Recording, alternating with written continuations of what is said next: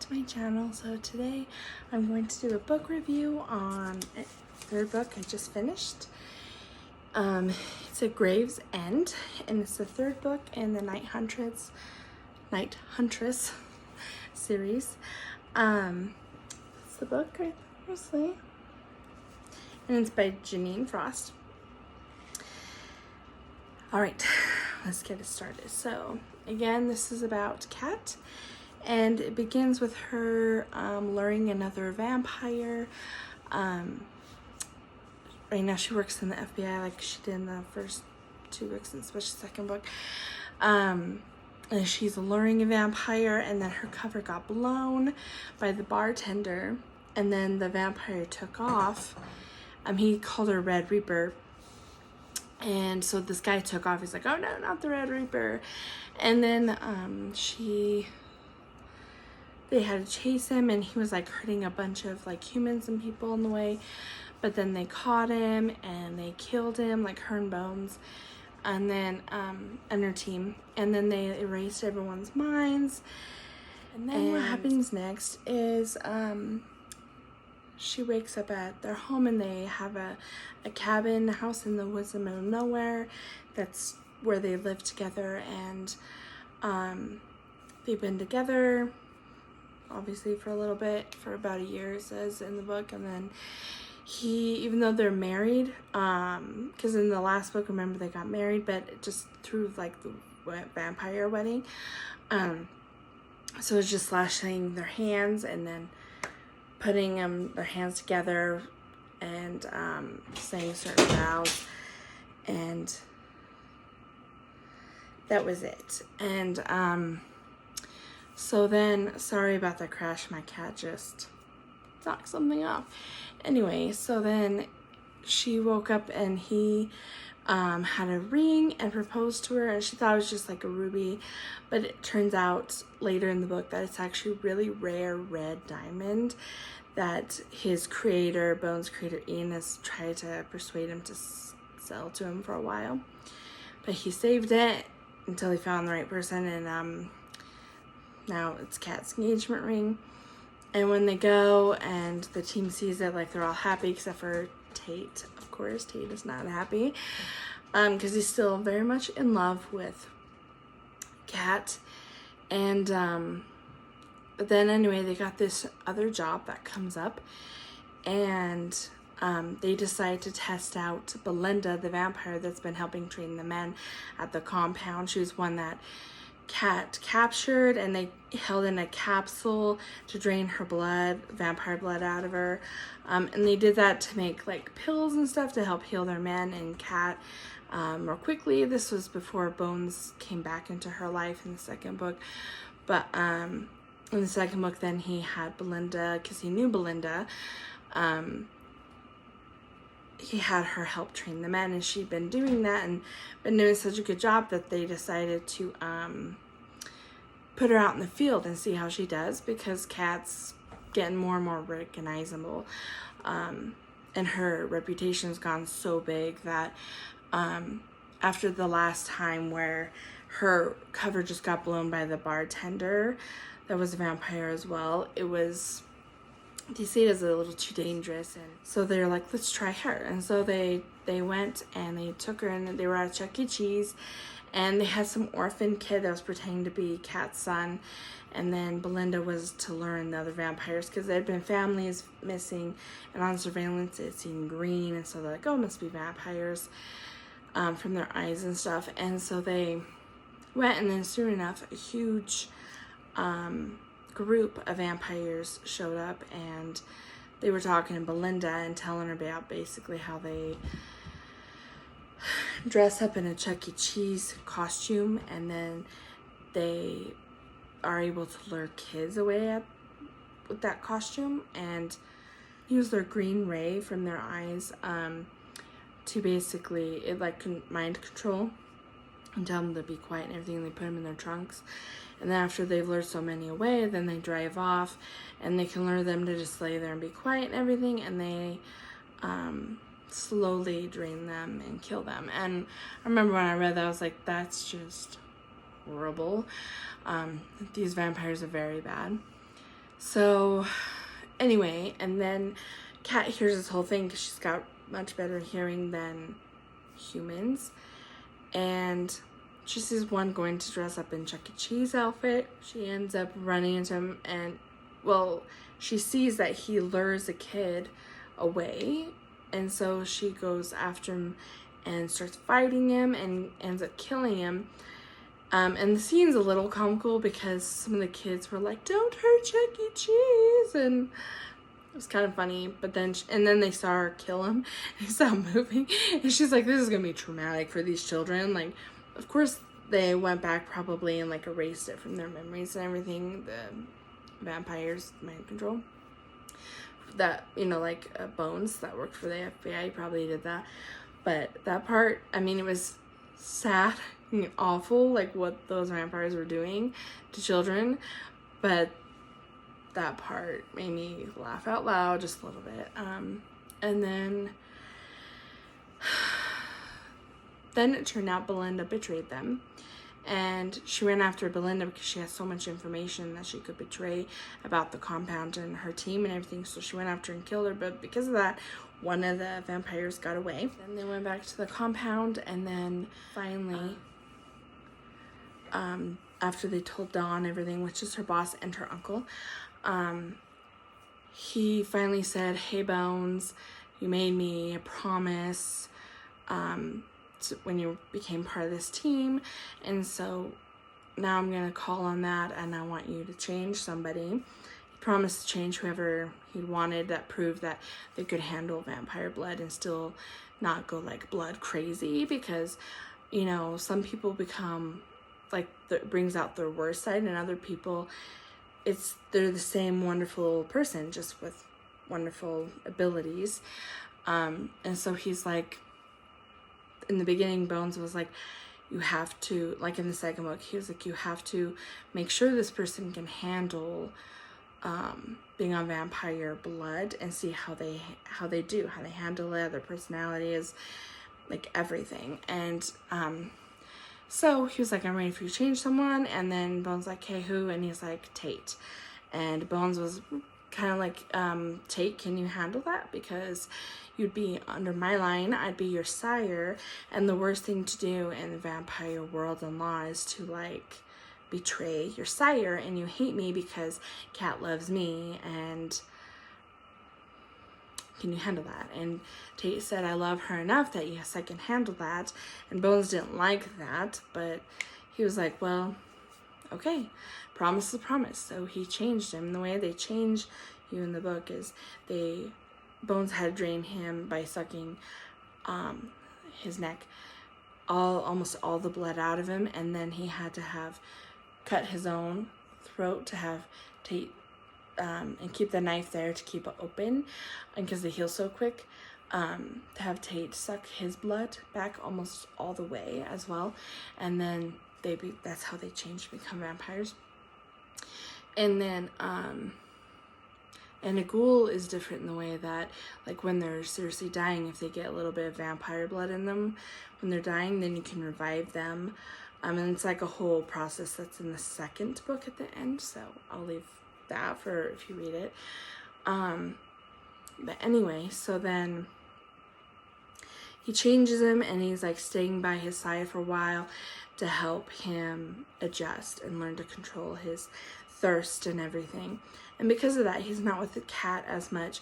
And then her mom finally calls her up and says, "Hey, I decided to come to your wedding, and I would like to help you plan it." And she was shocked. She's like, "Well, great." And then, so she went to meet her mom for them to go to lunch, and that's when things went bad. She got out of the car, and she was ambushed by her biological dad, the vampire Max, behind her, and a vampire in front of her that she knew she recognized, but she couldn't place him. And it turns out he was the one vampire that got away from Chuck E. Cheese. And Max was saying, "Oh, we've got a benefactor who's going to help us kill you that hates you as much as we do." And he basically tortured her in front of her mother and was going to kill her. And Bones wasn't going to be there for a while because he was helping Annette pick her up from the airport, and it was going to be hours. But because her luggage was missing, he ended up texting her. She didn't answer. She always answers. So he drove immediately there, and a mile away, he heard her scream. And so then him and Annette went, and they killed the other vampire, but they left Max alive. And they restrained him, and Dawn came and they put him in the capsule that he couldn't get out of. And basically, then he tortured Max to teach him a lesson and to make him an example to other vampires, so they would fear doing anything to Kat or anyone that belonged to him and his line. And she was like, I want to go and be part of this. And he was like, no, I don't want you to see that side of me.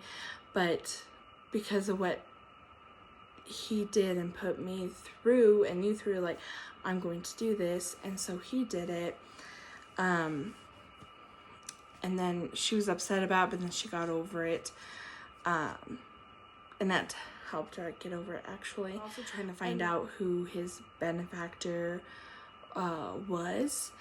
And later on,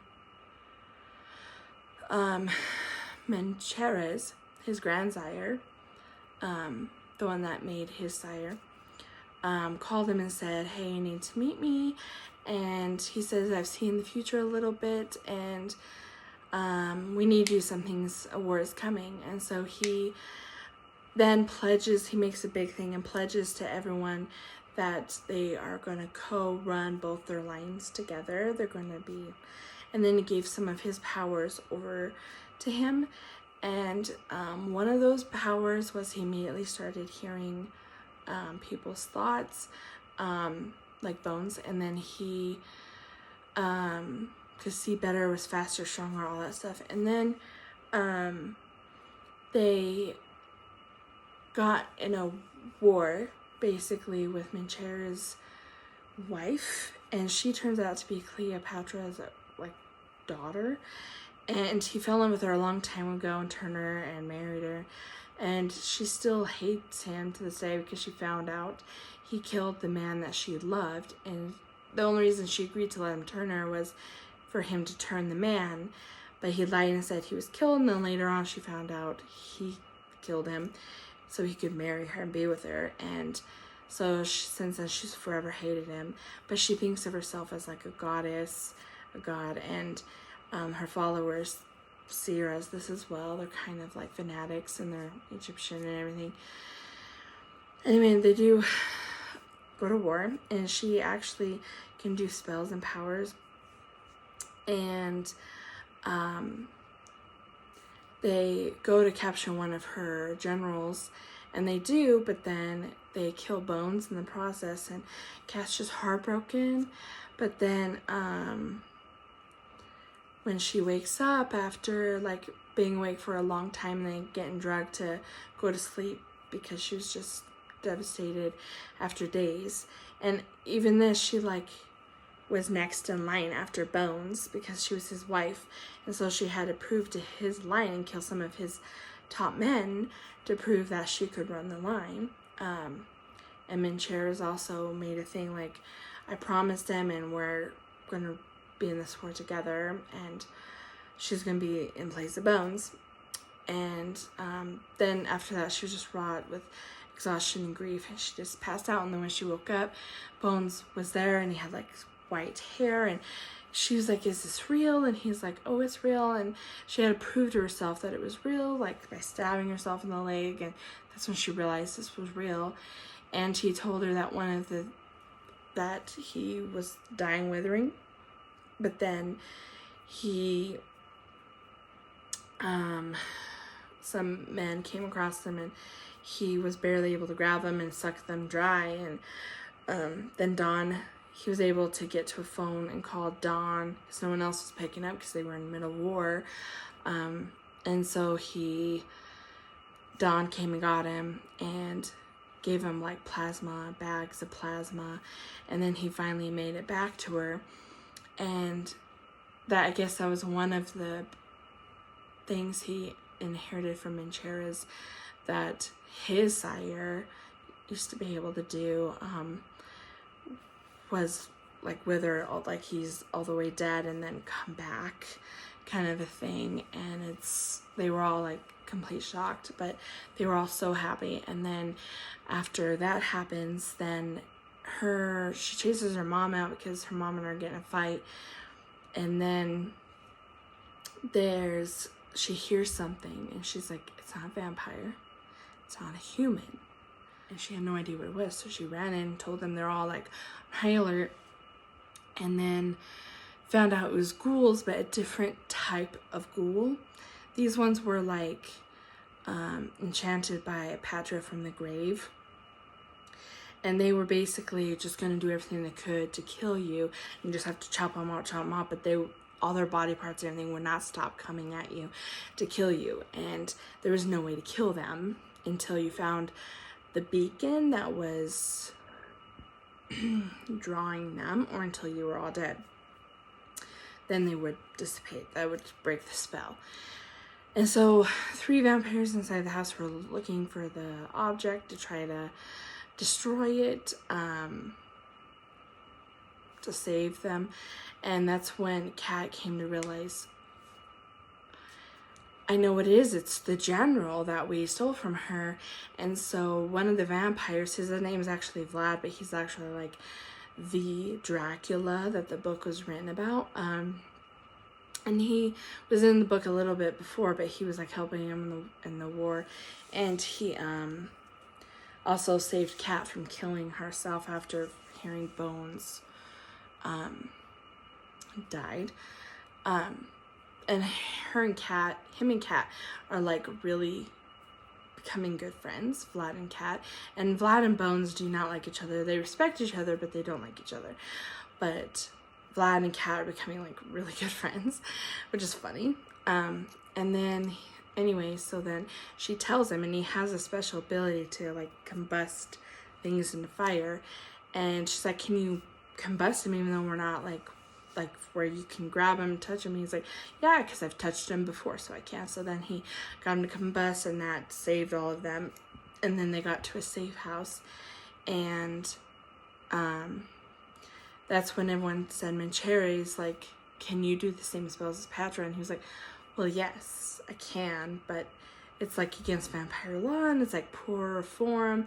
And they're like, but she's done it twice now to us. And I can't remember what the first time was. Did. And so he's like, you've got to do it. And so he said, okay. And so then they took the bones of all their friends that died from what she did with the ghouls, and he made a spell and turned them into wraiths. And then they all followed them to find out where she was, and because they were drawn to their murderer.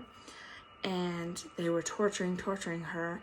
And that was one reason why Cherry's put his blood in Bones and made that pact. And his power and stuff was because he knew he wouldn't be able to do this part and kill his wife. So he stayed outside crying, keeping the spell going with 2 vampires to protect him. And then Bones had to go in because he had his power in him. The race wouldn't kill him, but they'd kill anyone else that came near. And they had been like exploding her men and followers that were trying to save her.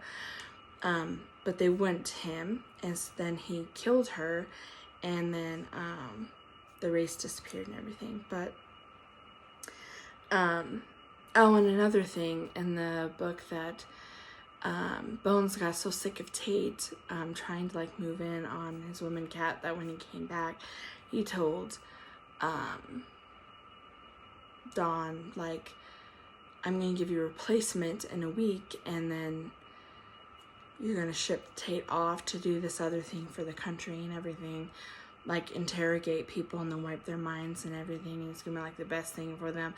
But he can't work with Kat anymore because he keeps trying to move in on my wife. And even though it broke her heart, because she loves Tate in a way because they're friends, but not romantically, she understood. And she's like, he's right. So then he had like he changed one of the other men on our team. His name was Juan. So in this whole war thing, like Tate and Juan were there and helping with everything. which is great because they helped a lot save.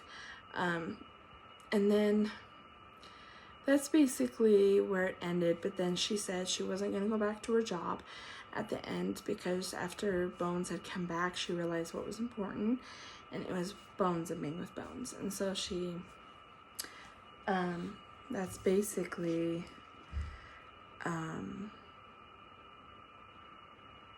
where it ended, was how she was going to, you know, put him first and live her life with Bones. So, and that's the third one. And I have 2 pages saved where I have some quotes. I don't have as many in this one. There's a lot of good things in it, but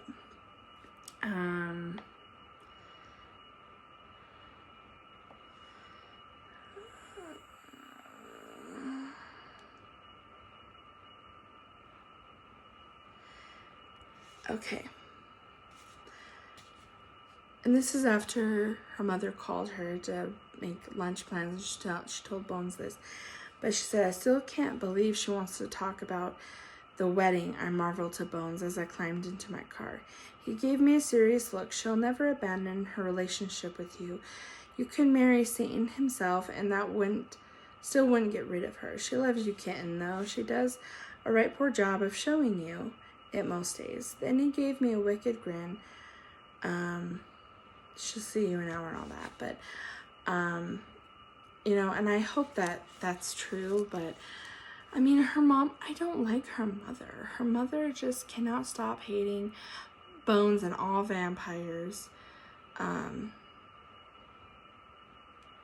She's just so prejudiced, and she keeps punishing Cat for what she isn't, and it's absolutely not Cat's fault at all that she's half vampire. Yeah, so Jeaniene drives me crazy. She just does. And she's such a hypocrite because she slept with a ghoul in this book. And her justification is they eat people after they're already dead. They don't kill people.